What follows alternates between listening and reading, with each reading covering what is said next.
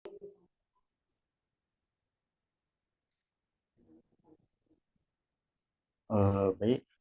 Swastiastu, Assalamualaikum warahmatullahi wabarakatuh. Salam Namo Buddhaya, salam kebajikan. Terima kasih atas waktu yang telah diberikan kepada kelompok kami, yaitu kelompok 8. Jadi di sini kami akan membawakan materi, yaitu mengenai Environment Management System. Nah, adapun anggota dari kelompok 8, bisa di next.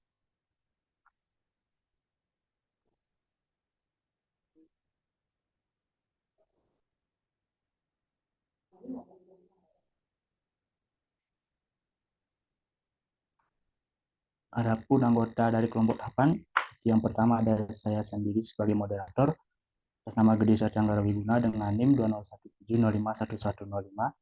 Yang kedua ada Eva Delia Faramita dengan NIM 2017051106. Dan yang ketiga ada Nikade Ayu Dewi dengan NIM 2017051123. Untuk mempersingkat waktu, jadi materi yang pertama akan saya bawakan sendiri, yaitu yang pertama itu mengenai pengertian isu. Jadi isu merupakan singkatan dari International Standardization Organization, yang merupakan organisasi internasional memiliki berwenang dalam menciptakan ketentuan atau standar untuk diberlakukan di seluruh dunia. Jadi organisasi internasional untuk standar ISO menyelesaikan sistem manajemen itu disebut dengan ISO 9000 pada tahun 1987.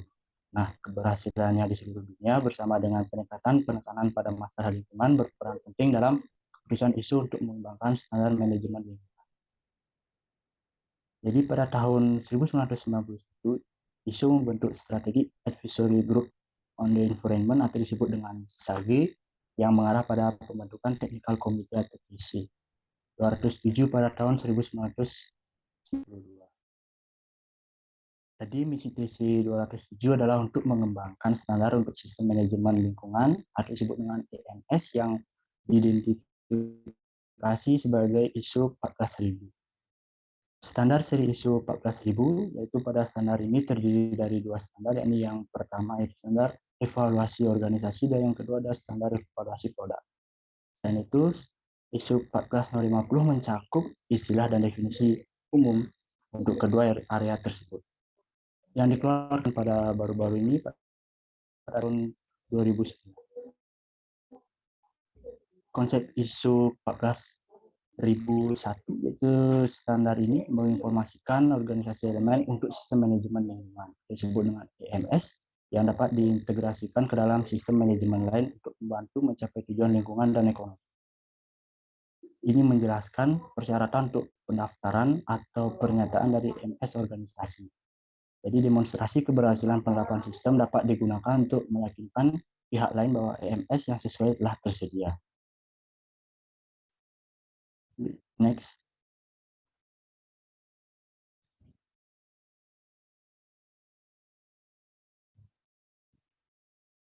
Yang B yaitu persyaratan umum. Jadi persyaratan umum berlaku yaitu suatu organisasi harus memelihara sistem manajemen lingkungan yang mengandung informasi mengenai kebijakan, perencanaan, penerapan, dan operasi, pemeriksaan dan tindakan korektif, dan tinjauan manajemen. Jadi persyaratan ini ditujukan dalam sisa standar karena dokumen tersebut tersimpan baik untuk publik dan pemangku kepentingan lainnya. Organisasi mungkin ingin memasukkan deskripsi singkat tentang perusahaan. Selain itu, dokumen ini merupakan tempat yang baik untuk mensubstitusikan dan distribusi manual. Next. Yang C yaitu kebijakan lingkungan. Jadi sistem manajemen lingkungan adalah bagian dari sistem manajemen keseluruhan yang berfungsi menjaga dan mencapai sasaran kebijakan lingkungan. Disebut dengan ISO 14001. Penerapan sistem manajemen lingkungan memberikan berbagai manfaat seperti berkurangnya risiko lingkungan yang dihadapi perusahaan, manajemen menjadi lebih baik dan patuh terhadap peraturan, meningkatkan reputasi publik, dan lain sebagainya yang disebutkan oleh Tinsley dan Willey pada tahun 2006. Jadi, manajemen akan menilai bahwa kebijakan tersebut diimplementasikan. Adapun tinjauan lingkungan awal mencakup hal yang sebagai berikut, yaitu yang pertama ada mengidentifikasi persyaratan legislatif dan peraturan. Yang B yaitu mengidentifikasi aspek lingkungan dari kegiatan produk atau jasanya yang dapat menimbulkan dampak dan kewajiban penting. Identifikasi kegiatan yang ada dengan pemasok, dan yang D yaitu identifikasi kebijakan dan prosedur manajemen yang ada. Yang I yaitu evaluasi kinerja masa lalu berkaitan dengan hal di atas. Itu yang F yaitu umpan balik dari investigasi insiden ketidakpatuhan sebelumnya. G yaitu identifikasi peluang untuk keunggulan kompetitif, dan H yaitu identifikasi peluang benchmarking. Next.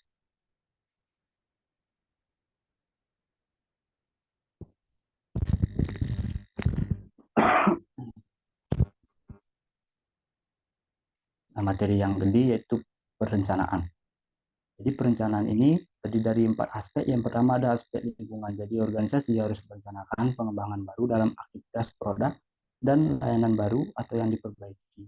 Hal ini bahwa aspek lingkungan dari kegiatan produk dan layanan organisasi yang mampu dikontrol maupun diidentifikasi dalam ruang lingkup yang diperlukan untuk menentukan dampak lingkungan. Dan yang kedua yaitu ada persyaratan hukum dan lainnya, yaitu standar mengharuskan organisasi untuk mengembangkan prosedur untuk mengidentifikasi dan mengakses semua persyaratan hukum dan lainnya yang mereka patuhi. Persyaratan lingkungan hukum pada umumnya adalah berkaitan dengan undang-undang dan peraturan pemerintah. Persyaratan lain biasanya mencakup kode etik, industri, kontrak, perjanjian dengan otoritas publik, dan pedoman non-peraturan. Kemudian yang ketiga ada tujuan dan target. Ini organisasi harus menentukan apa tujuan dan sasaran pada perusahaan pada setiap fungsi dan tingkat yang relevan. Mereka harus konsisten dengan pernyataan kebijakan terutama yang berkaitan dengan pencegahan polusi dan dapat diukur. Kemudian yang keempat, ada program pengelolaan lingkungan. Jadi pada program ini itu organisasi harus mengembangkan program dalam mencapai tujuan untuk sasaran.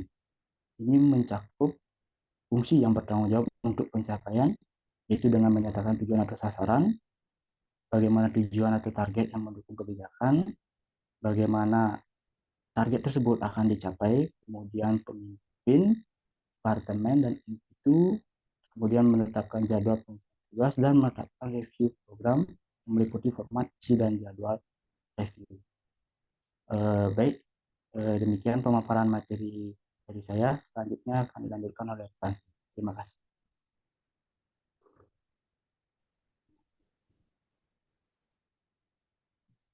Baik, terima kasih. Untuk materi selanjutnya yaitu terkait dengan implementasi dan operasi. Nah, jadi di dalam bagian ini mengandung 7 elemen dasar, yaitu struktur dan tanggung jawab, kemudian pelatihan, kesadaran, dan kompetensi, komunikasi, kemudian ada dokumentasi. Nah, untuk yang pertama yaitu ada sumber daya, peran, tanggung jawab, dan juga wewenang. Nah, jadi dalam hal ini harus ditetapkan dan dikomunikasikan untuk semua orang yang berpengaruh pada sistem manajemen lingkungan. Nah, bagian organisasi ini merupakan salah satu cara untuk menunjukkan aliran dari suatu wewenang. Kemudian yang kedua yaitu berupa pelatihan, kesadaran, dan juga kompetensi. Nah, jadi dalam hal ini kebutuhan dalam pelatihan itu harus dievaluasi secara teratur setiap tahunnya untuk mengetahui tingkat keefektivitasnya. Nah, terdapat 2 jenis pelatihan, yaitu kesadaran umum dan juga kompetensi kerja. Kemudian yang ketiga yaitu berupa komunikasi. Nah, jadi komunikasi ini merupakan kunci utama dari suatu program manajemen dengan semua pemangku kepentingan. Nah, prosedur komunikasi ini harus membahas terkait laporan kegiatan lingkungan, yaitu yang pertama menunjukkan komitmen manajemen terhadap lingkungan dan EMS, kemudian yang kedua menangani kekhawatiran dan juga pertanyaan tentang aspek lingkungan dari aktivitas, produk, dan juga layanan organisasi.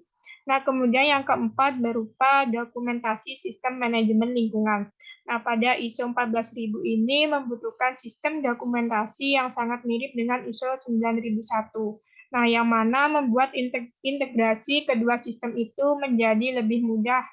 Organisasi harus menunjukkan bahwa karyawan itu benar-benar mempraktekkan apa yang dinyatakan sesuai dengan dokumentasi yang ada. Kemudian yang keenam yaitu berupa pengendalian dan berupa pengendalian dokumen. Nah, jadi pada elemen ini mensyaratkan bahwa prosedur itu ditetapkan dan juga dipelihara untuk mengendalikan semua dokumen. Nah, tujuan pengendalian dokumen ini yaitu untuk memastikan bahwa dokumen telah sesuai dengan data yang ada. Kemudian yang ketujuh yaitu berupa kesiapsiagaan dan juga tanggung jawab. Nah, jadi pada prosedur ini diperlukan untuk mengidentifikasi dan juga menanggapi potensi kecelakaan dan apabila terjadi situasi darurat. Nah, selain itu, prosedur ini dapat mencegah atau mengurangi dampak lingkungan dari kecelakaan. Baik, yang berikutnya yaitu terkait materi pemeriksaan dan juga tindakan koreksi. Nah, jadi pada tahap ini terdapat 4 tindakan yang harus dilakukan, yaitu yang pertama ada pemantauan dan pengukuran. Nah, pada tahap ini organisasi diharuskan untuk memantau dan juga mengukur karakteristik utama dari tujuan dan juga kegiatannya untuk menilai kinerjanya dalam memenuhi operasi dan target lingkungan. Nah, kemudian yang kedua yaitu berupa ketidaksesuaian dan juga tindakan korektif serta pencegahan. Nah, dalam prosedur ini diperlukan untuk menetapkan tanggung jawab dan juga wewenang. Nah, yaitu yang pertama untuk menangani dan menyelidiki ketidaksesuaian dokumen, kemudian yang kedua mengambil tindakan untuk mengurangi dampak, dan yang ketiga yaitu berupa memulai tindakan korektif dan juga pencegahan risiko. Nah, kemudian tahapan yang keempat yaitu berupa pencatatan atau record. Nah, pada prosedur ini diperlukan untuk proses pengidentifikasian, kemudian pemeliharaan, dan juga disposisi catatan lingkungan seperti pelatihan, audit, maupun tinjauan peralatan. Nah, dalam catatan ini harus dapat dibaca, diidentifikasi, dan juga dapat dilacak. Kemudian tahapan yang keempat yaitu berupa audit sistem manajemen lingkungan. Nah, tujuan dari adanya audit ini yaitu untuk memastikan bahwa sistem manajemen itu telah sesuai dengan rencana dengan diimplementasikan serta dipelihara dengan baik. Baik, untuk materi selanjutnya yaitu terkait dengan tinjauan manajemen. Nah, jadi pada tinjauan dan revisi manajemen ini diperlukan untuk memastikan kesesuaian, kecukupan, dan juga pengendalian pada sistem manajemen lingkungan yang lebih berkelanjutan. Nah, dalam hal ini melibatkan manajemen puncak dalam proses perbaikan berkelanjutan. Nah, manajemen itu harus mengevaluasi data umpan balik dan melakukan perbaikan pada sistem. Nah, pada ISO 14004 ini merekomendasikan agar tinjauan tersebut mencakup 3 hal, yaitu yang pertama tinjauan tujuan dan target lingkungan serta kinerja lingkungan terhadap persyaratan hukum. Kemudian yang kedua yaitu evaluasi efektivitas elemen sistem pada manajemen lingkungan. Yang terakhir yaitu berupa evaluasi kesesuaian kebijakan yang berkelanjutan dalam kaitannya sesuai dengan perubahan pada perundang-undangan. Nah, pada tinjauan tersebut itu harus menggunakan informasi dari tinjauan audit berupa informasi kinerja perusahaan dan juga adanya komitmen dalam melakukan perbaikan yang berkelanjutan. Baik, sekian materi yang dapat saya sampaikan. Untuk materi selanjutnya akan disampaikan oleh rekan saya. Terima kasih. Baik, terima kasih. Di sini saya akan melanjutkan mengenai manfaat EMS. Nah, jadi manfaat EMS ini dapat dikategorikan menjadi dua, yaitu sebagai global dan juga sebagai organisasional. Next.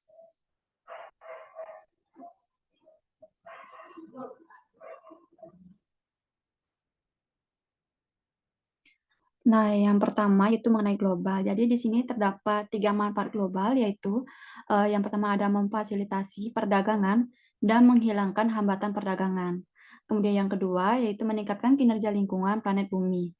Kemudian yang ketiga yaitu membangun konsensus bahwa ada kebutuhan untuk pengelolaan lingkungan dan istilah umum untuk EMS. Nah, proliferasi standar nasional dan regional telah menyebabkan kebingungan dan hambatan perdagangan. Standar internasional ini akan berfungsi untuk menyatukan negara-negara dalam pendekatan mereka terhadap pelabelan, pengelolaan lingkungan, dan penilaian siklus hidup. Pendekatan ini juga akan membantu menghilangkan hambatan perdagangan dan memfasilitasi perdagangan untuk menghindari pembuatan dokumen yang akan menghambat perdagangan. Nah, pada ISO 14000 telah menyediakan kerangka kerja di mana promosi yang sukses di dalam negara dapat mengarah pada kemajuan yang akan meyakinkan komunitas di seluruh dunia. Karena IMS ini diterapkan di seluruh dunia. IMS ini akan semakin memuaskan perhatian terhadap perlindungan lingkungan dalam diskusi dan perjanjian perdagangan. Next.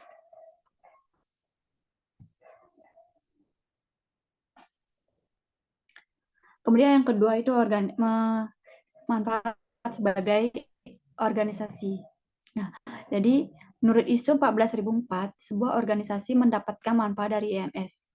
Manfaat itu dapat didapatkan dengan berbagai cara. Nah, seperti yang ditunjukkan di slide, yaitu yang pertama, menjamin komitmen pelanggan terhadap pengelolaan lingkungan. Kemudian yang kedua, memenuhi persyaratan pelanggan. Alasan utama organisasi menjadi tersertifikasi. Kemudian yang ketiga, menjaga citra hubungan masyarakat atau masyarakat yang baik. Kemudian yang keempat, memenuhi kriteria investor dan meningkatkan akses permodalan. Kemudian yang kelima, memperoleh asuransi dengan biaya yang wajar. Kemudian yang keenam, meningkatkan pangsa pasar yang dihasilkan dari keunggulan kompetitif. Setelah sertifikasi, ini memperoleh lebih banyak bisnis dari pelanggan Eropa. Kemudian yang ketujuh itu mengurangi insiden yang mengakibatkan pertanggungjawaban. Yang kedelapan memperbaiki postur pertahanan dalam litigasi. Kemudian yang kesembilan menghemat bahan masukan dan energi. Fasilitas truk Michigan Ford itu mengurangi konsumsi air hampir 1 juta galon per hari dan juga mengurangi konsumsi energi dengan mengganti lampu neon dengan lampu halida logam dengan penghematan $66.000 per tahun. Nah, kemudian yang ke-10 itu memfasilitasi pencapaian izin dan juga otorisasi. Kemudian yang terakhir yaitu meningkatkan hubungan industri atau pemerintah. Next.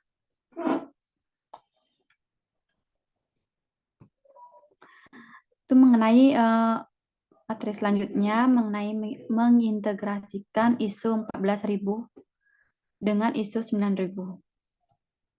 Nah, implementasi IMS ini bisa tampak seperti usaha yang memakan waktu dan juga mahal. Namun, organisasi yang telah menerapkan ISO 9001 memiliki keunggulan tersendiri dibandingkan organisasi yang tidak terbiasa dengan proses tersebut. Tergantung pada perusahaan, 25 hingga 50% dari persyaratan mungkin sudah ada.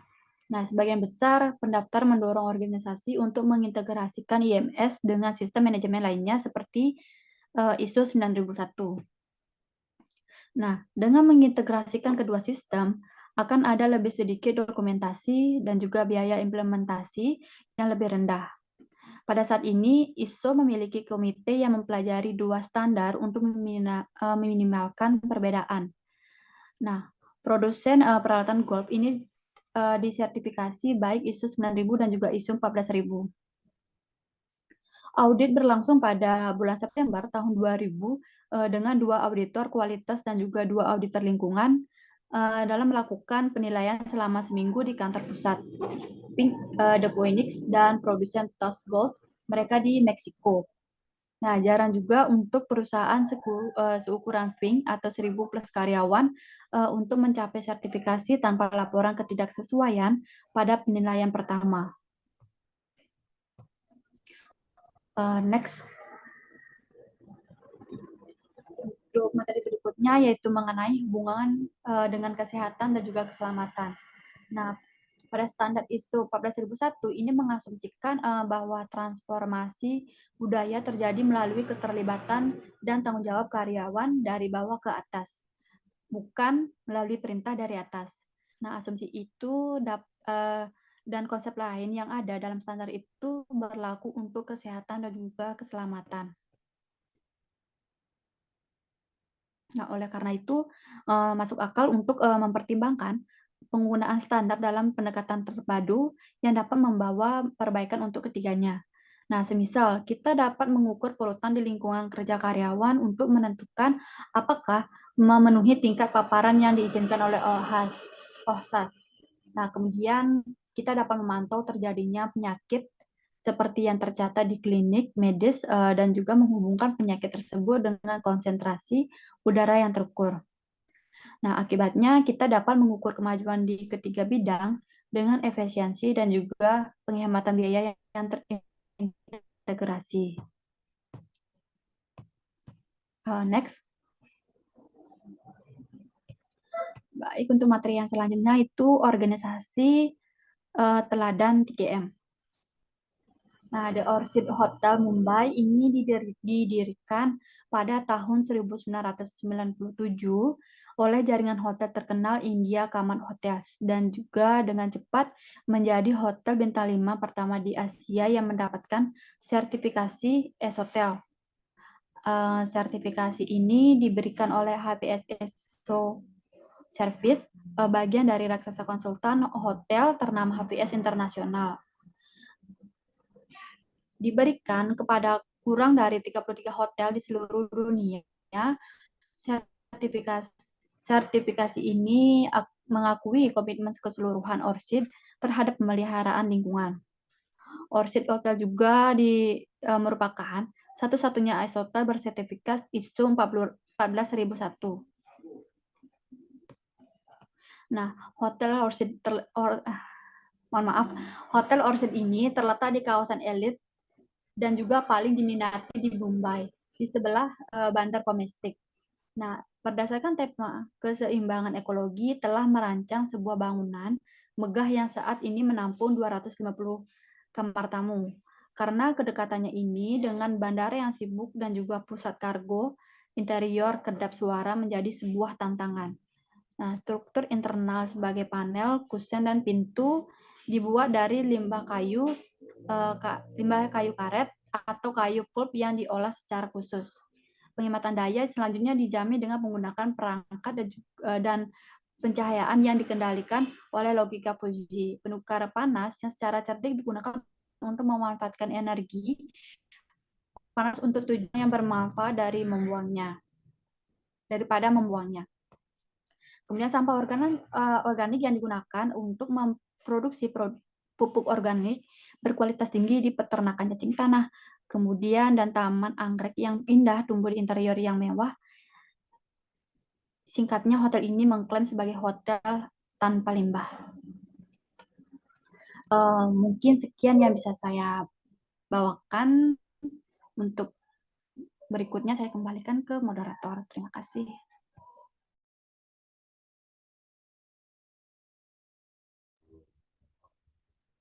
Baik, demikian pemaparan materi dari kelompok kami itu mengenai environment management system itu pada mata kuliah manajemen kualitas total. Jadi kami mohon maaf apabila ada salah kata dalam penyampaian materi, baik yang secara disengaja maupun tidak disengaja. Jadi pepatah mengatakan tidak ada gading yang tak retak. Jadi kami tutup presentasi hari ini dengan para misalnya. Om Santi Santi Santi Om. Assalamualaikum warahmatullahi wabarakatuh. Shalom, namo buddhaya, salam kebajikan dan salam harmoni.